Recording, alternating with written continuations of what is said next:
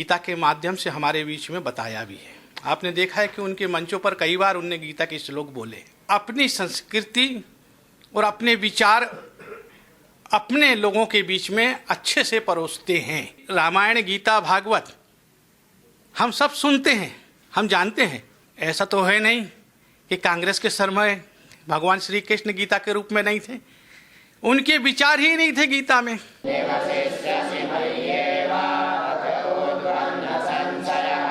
गीता जयंती के अवसर पर मध्य प्रदेश में अंतर्राष्ट्रीय गीता महोत्सव का आयोजन किया जा रहा है।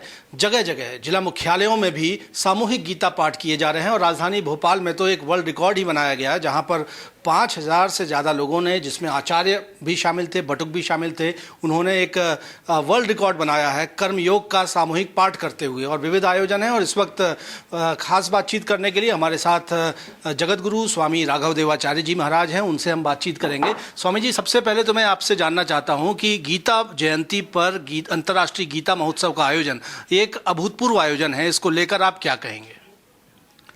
पहले तो पूरे देश को गीता जयंती के अवसर पर गीता जयंती की बधाई। मध्य प्रदेश शासन के द्वारा अंतर्राष्ट्रीय गीता उत्सव का पाठक्रम हर जगह कराया जा रहा है, उसके लिए मैं मध्य प्रदेश शासन को भी आशीर्वाद देता हूँ। देश के प्रधानमंत्री जी ने इस चीज़ को कई बार गीता के माध्यम से हमारे बीच में बताया भी है। आपने देखा है कि उनके मंचों पर कई बार उनने गीता के श्लोक बोले। आप सब जानते हो कि मैं सत्य बोलता हूँ, चाहे ईसाई धर्म हो चाहे मुस्लिम धर्म हो, सब अपने धर्म को अच्छे से दिखाने का पूरा प्रयास करते हैं और वो अपनी संस्कार और अपनी संस्कृति और अपने विचार अपने लोगों के बीच में अच्छे से परोसते हैं। तो मैं चाहता हूँ कि गीता हमारे भगवान श्री कृष्ण के मुखाग्र बिंदु से स्वयं कही गई है।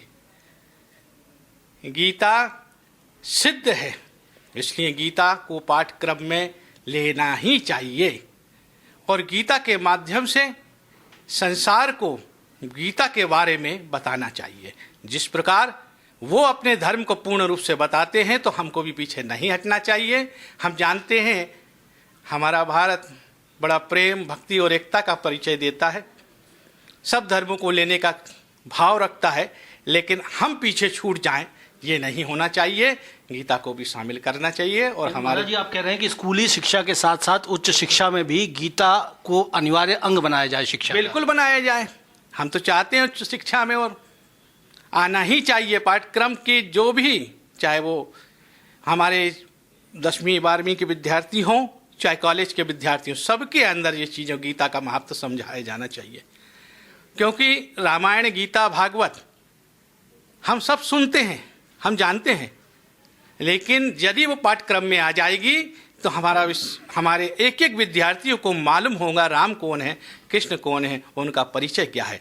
तभी देश के अंदर एक प्रेम, भक्ति और शक्ति का परिचय दिखाई देगा। स्वामी जी, आपकी इस मांग को लेकर कुछ स्वर भी उठ सकते हैं। मसलन गीता पाठ की आप अगर अनिवार्य तौर पर शिक्षा का अंग बनाने की बात कहेंगे तो अन्य धर्म ग्रंथों को भी शामिल करने की मांग की जा सकती है। इस पर आप क्या कहेंगे? देखो यार, वो जो कहें कहना तो मेरे को उससे मतलब नहीं है।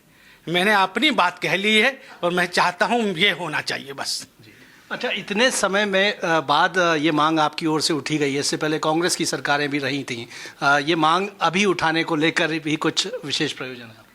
ये बात ऐसा तो है नहीं कि कांग्रेस के समय भगवान श्री कृष्ण गीता के रूप में नहीं थे, उनके विचार ही नहीं थे गीता में। जिनके विचार हैं गीता में वही बात गीता की करेंगे, उसमें बुराई क्या है? तो आपको मुख्यमंत्री से पूरी उम्मीद है, डॉक्टर मोहन यादव से, कि आपका जो ये प्रस्ताव है इसे मंजूर कर लिया जाए, और कब तक कर लिया जाए? मुझे तो प्रधानमंत्री से भी मंजूर है कि वो भी करेंगे और मुख्यमंत्री जी तो करेंगे ही करेंगे, वो कृष्ण प्रिय हैं ही।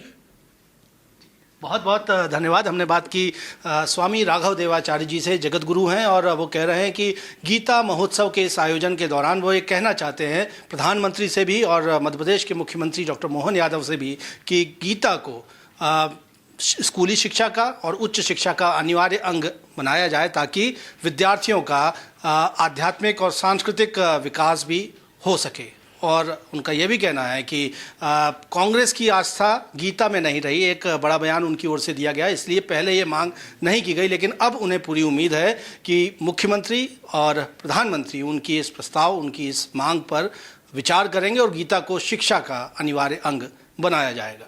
कैमरामैन सतीश सराठे के साथ विजेंद्र पांडे, IBC 24, जबलपुर।